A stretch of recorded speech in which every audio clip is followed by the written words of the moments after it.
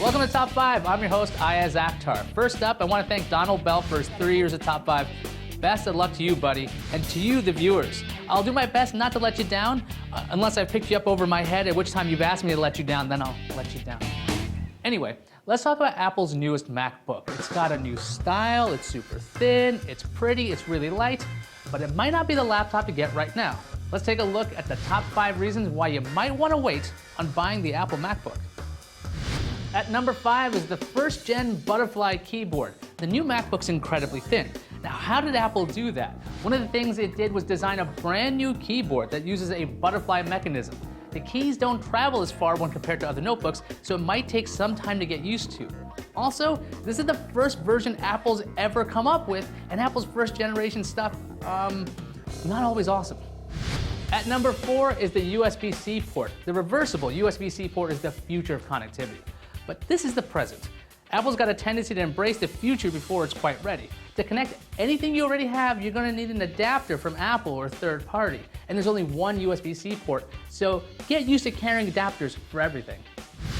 At number 3 is battery life. Apple mentioned that it had to redesign the battery to pack in as much juice in the MacBook, but this thin and light notebook doesn't always measure up.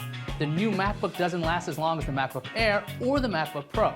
Real-world tests suggest the MacBook will last about 5 hours. Number 2, performance. The MacBook uses an Intel Core M processor instead of the Intel Core I processors found in the MacBook Air and MacBook Pro. To put it simply, the Core M isn't as powerful as Core I processors. Apple's done some tweaks to the software to make sure OS X and Safari work very well using the processor, but non-Safari browsers didn't fare too well. Photoshop on this MacBook won't be as pleasant as on other Macs. The number 1 reason to pause before buying the new MacBook is the price. It starts at $1299. Apple's own MacBook Air and MacBook Pro computers at the same price point offer better performance and better battery life. Additionally, those notebooks won't need a bunch of USB-C dongles to make things work. If you go outside to the greater PC world, there's stiff competition at this price point. And Apple's first generation notebooks tend to be expensive. Take a look at the original MacBook Air. It started at $1799 and featured 1 USB port.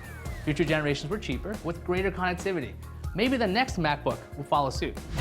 All of that being said, this is one nice laptop, and for most people, it can handle their everyday needs. In his review, CNET's Dan Ackerman called it the perfect coffee shop companion. He also said the new MacBook made the 13-inch MacBook Air feel a bit like a lumbering dinosaur. If those reasons didn't dissuade you, enjoy your brand new MacBook. And for more top 5s like this, visit top5.cnet.com. I'm Ayaz. Thanks for watching.